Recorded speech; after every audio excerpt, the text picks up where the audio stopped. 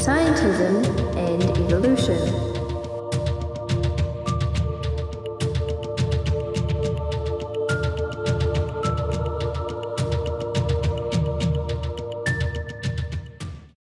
Scientism has its roots in the Big Bang cosmology and evolutionary thought.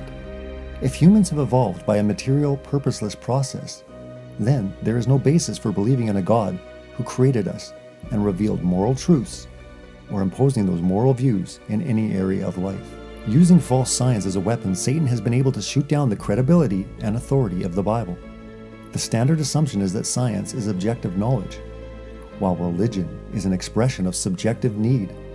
Religion, therefore, must subordinate its claims about the world to whatever science decrees. Scientism assumes that science is the controlling reality about life, so anything that can be validated scientifically ought to be done. Other things are subjective fantasy, like love, beauty, good, evil, conscious, and ethics. Science, which originally simply meant the study of the natural world, has in this view become conflicted with scientific naturalism, materialism, and a philosophy that the natural world is all that exists.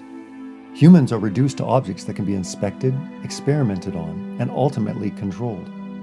In 1922, G.K. Chesterton warned that scientism had become a creed taking over our institutions, a system of thought which began with evolution and has ended in eugenics. But I believe that it began much earlier with the heliocentric universe, our solar system, Big Bang cosmology, giving us the perfect storyline to introduce biological evolution at a later date. As we start our journey looking into scientism deeper, which millions and millions of people in the world recognize as unquestionable scientific fact, we need to start with the evolutionary theory and its fabricated millions and billions of years of primordial history. Stop and consider if the entire scientific and academic world has monolithically embraced or endorsed something as unquestionable scientific fact, when in reality, it's been a massive deception on a grand scale.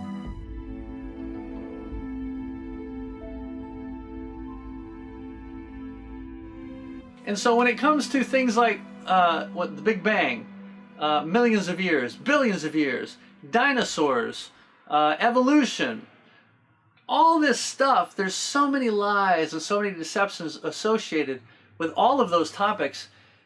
And so that makes you think, well, if Satan is a liar and he's the father of liars, right? Our adversary goes around deceiving people. That's where the real battle is. It's in our minds. It's not like he shows up at our window with a pitchfork saying, I've got a deal for you to sign in blood. You know, I'm going to blackmail you. No, it's about the mind. It's about what we think. And so if he gets us to think wrong, if he gets us to believe things like evolution and Big Bang and millions and billions of years and just all sorts of things that don't line up with any kind of science at all. None of that stuff has any kind of evidence or scientific stuff. The real evidence is completely against it. And of course, when you look at the Word of God, that's also completely against it. Why? Because the Word of God is true. They need gaps, they need canopies, they need whatever it takes to somehow align with the fact of millions of years and billions of miles, or billions of years and millions of miles. Evolution needs those millions and billions of everything. And Christians, instead of reading Genesis and saying, hey, Genesis 1 says in 6 days, right? In 6 days, God created. But no, they realize in the back of their mind, well, science is showing us this.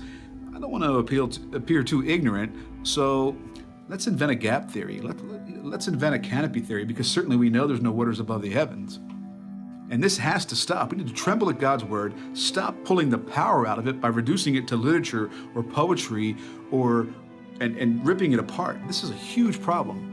Many people that have walked away from the Bible or the claims of Christianity or even six-day literal creationism usually have fallen away because of all the finds and the validity they find in science.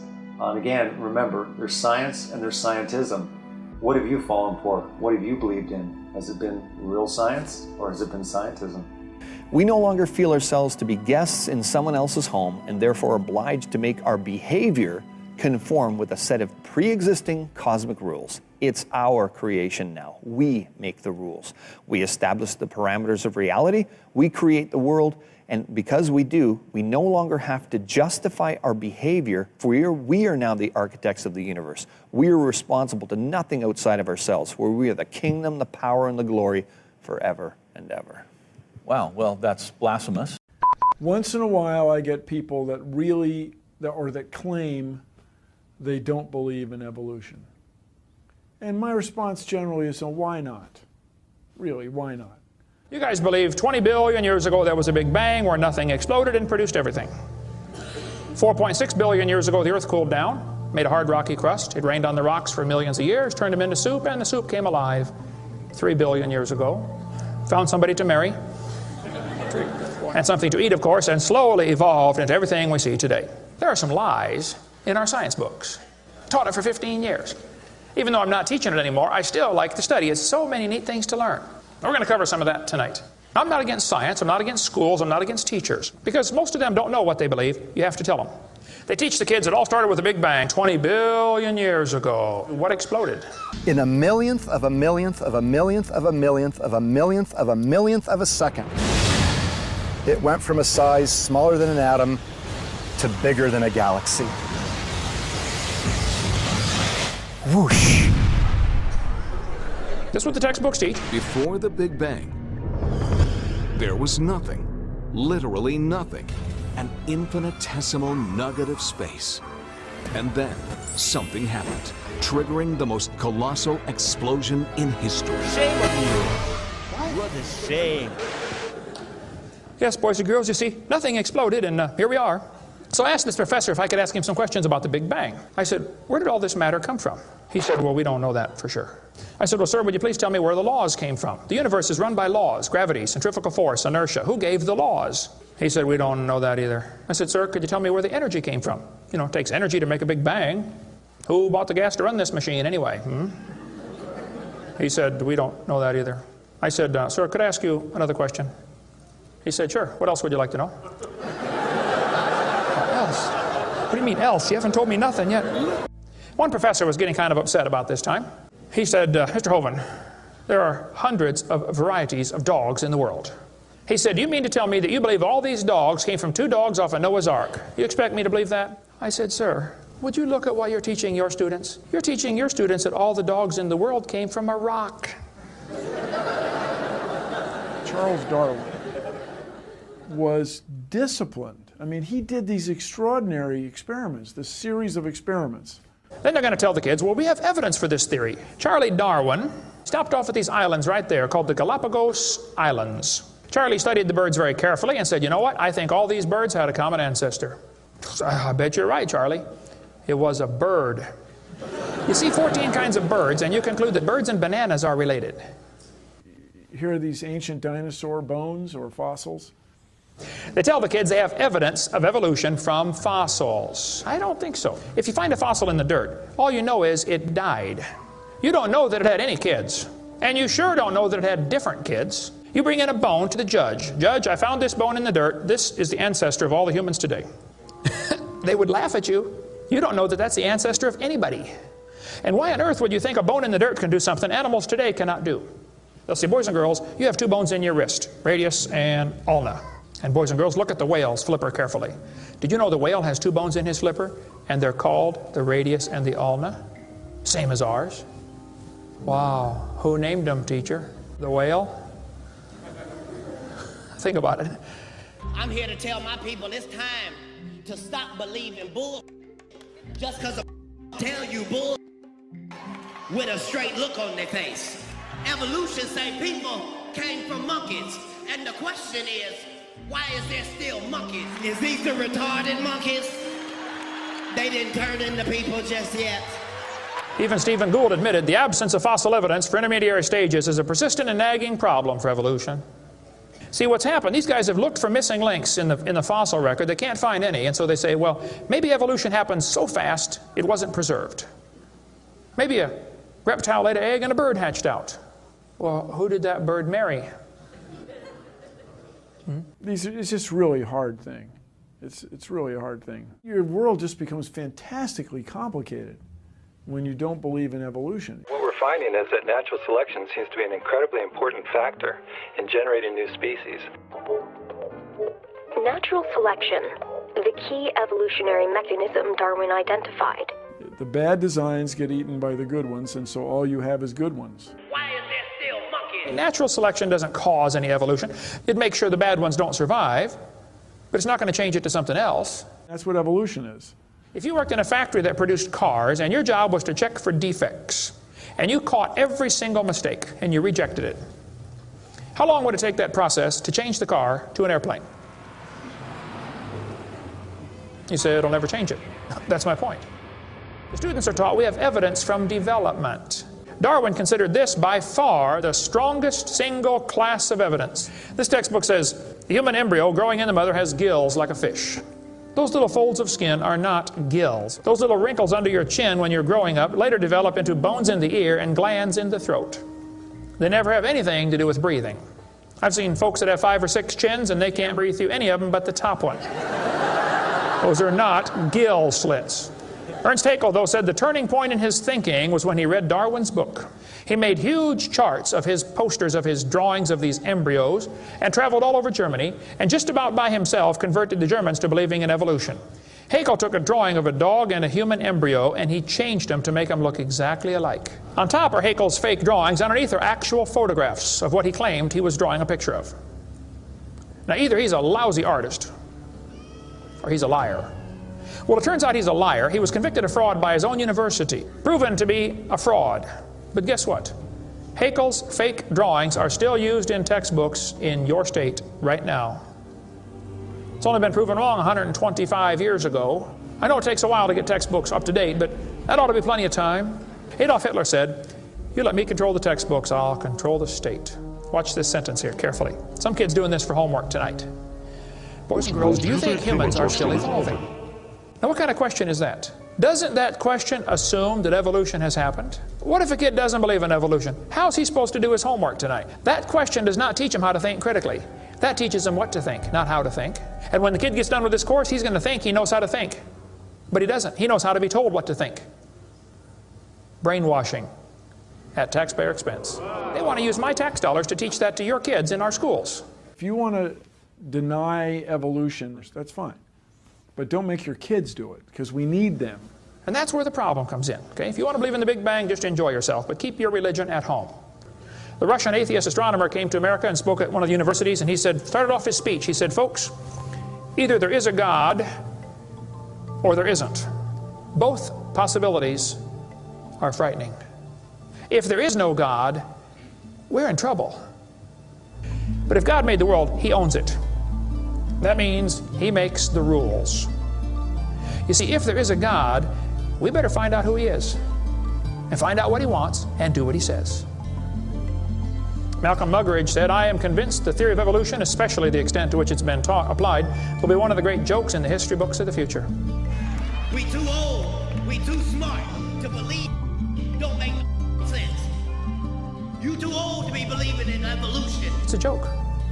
And it would be a joke if it weren't for the tragic results. How many kids are taught this thing every day and believe it, and it destroys their faith? 46% of Americans believe in the creationist view. God created humans in the present form at one time in the last 10,000 years. Does that just shock you that so many people still think that? Yes, it does. Shock you? It doesn't shock me, but it's pretty troubling. How about the recent push to implement intelligent design in school curriculums? It's very dangerous. bad. It's very dangerous. You don't mess with the truth. You just don't mess with Well, do we know the truth? Well, we certainly know that the universe was created a long time ago. Intelligent design is, as the saying goes, dumb. You have science. You have true science, which is actual knowledge, things that are repeatable, testable, observable, different facts and things that you can really dig into as reality. But then you've got this thing in modern day society called, what's referred to now as Scientism. It's a lot of theology dressed up as science. And it needs to be exposed. Because as Christians, we want to focus on the truth. We want to focus on God, face Him, and just ignore all the distractions. But while we're facing God and we're observing that, we also need to be aware of what the distractions are so that we can help others understand. And so we want to expose the lies for what they are. As the saying goes, the greatest trick the devil ever played was convincing the world that he didn't exist. And to do that, he has to first convince the world that God doesn't exist. And through science, I think he's achieved it. Through scientism, science itself is a beautiful thing, but scientism, when it turns into a theology, when it turns into a religion, that is when it is a very bad thing. The Bible has never been wrong. And as far as I can tell, unfortunately, in most cases, science has never been right. They've got theories, and they've got an agenda. That's the problem. The agenda is to take God out of everything. It seems that whenever the Bible and science seem to clash, the Bible takes the backseat. The Bible is misinterpreted. The Bible is changed. The Bible is the one who has to bow to science. And this should not be the case. Science should align with the Bible. Science should not malign the Bible. We understand that we are in a war through the education system, through media, even through Hollywood. This lie is being perpetuated, and again, many souls are at stake. Our culture's materialistic worldview is rooted in scientism. According to scientism, if something is not rational or not verifiable through the physical senses, then it is not real. We see then that scientism blinds us to everything in reality that is beyond the scope of the scientific method, no matter what the method may reveal to us. So how much of reality is left out? Almost all of it. Yet that is what evolutionism has very nearly persuaded the world is the truth about origins. Mark it down. There are only two explanations for the existence of all that exists: God or evolution. Biblical truth is the wrecking ball that smashes Satan's edifice of deceptions built on false science, his scientism agenda. Make no mistake, the very foundation of all mankind's knowledge depends on what is believed to be the truth about the origins of all that exists. No one can go further back than the beginning in a search for the true origin of all that exists. Therefore, whatever one believes is the truth about the origin of everything automatically becomes the foundation upon which all other knowledge is processed.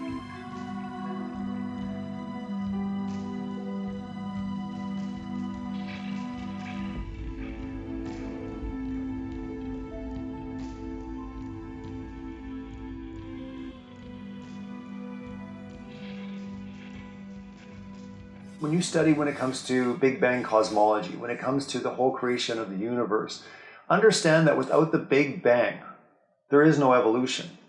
Without the Big Bang heliocentric, universe, when it came to gravity, that everything, has to orbit around the sun, and gravity is what makes, everything exist. Understand that without that entire narrative, there is no evolution.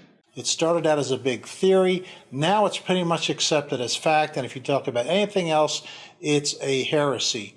And they know the biggest problem with that is how can you have something come from nothing? So now you have these scientists that start talking really nutty. Like the biggest problem with cosmology today is nothing. You've heard that probably. Essentially, you can get a universe from nothing without any supernatural shenanigans. That basically, by quantum mechanics and the laws of physics we understand in principle, an entire universe with 100 billion galaxies, each containing 100 billion stars, can come from nothing because its total energy could be zero. And therefore, you don't need to literally violate any laws of physics to create a universe. And no, we don't know that for certain, but even that possibility is amazing. And I find it worth celebrating the fact that we can probe such things, and we shouldn't be afraid of a universe that maybe has no purpose, because we create our own purpose, and our own purpose adds more meaning to our lives. It means our brief moment in the sun matters because that's the only moment we have.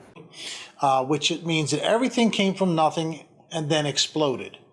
So when you really drill this stuff down to the basics, it doesn't make much sense. But since you're hearing this 24/7, and all the school systems teach it, nobody even thinks to question it. And if you're into the Bible and things like that, what surprises me is most people won't even look to see if these things hold up to biblical scrutiny. Yeah, people will say, well, we know God created the universe, but they couldn't tell you, other than maybe Genesis chapter 1, where to go and look for certain things. That's a problem. And so you have this same thing in the mainstream science world, scientism. You have people that are studying cosmology and astronomy and physics and chemistry and biology and all this stuff, but a lot of times they're not even studying the real thing. Instead, they're just studying what somebody else has said about it. And then those people, they know stuff based on what somebody else had said. And so it keeps building on, the deception keeps going until finally every once in a while somebody in the middle of that wakes up and starts to look at the evidence and says, hey, wait a minute, this is not lining up with what we're teaching and what we're believing. Something's wrong. And of course then that guy is immediately ousted, not just for challenging the authority, because that can be a good thing. Sometimes they like that. But if you're challenging the authority and bringing in real truth, that they don't like, because real truth brings in God. The agenda is to keep people from the realization that there's a God. And I think back again to Romans 1, the creation evidencing a creator, the idea is to just counterfeit the creation through science, therefore using through the telescope a dimly lit lens to not be able to see God. And that's what's happening.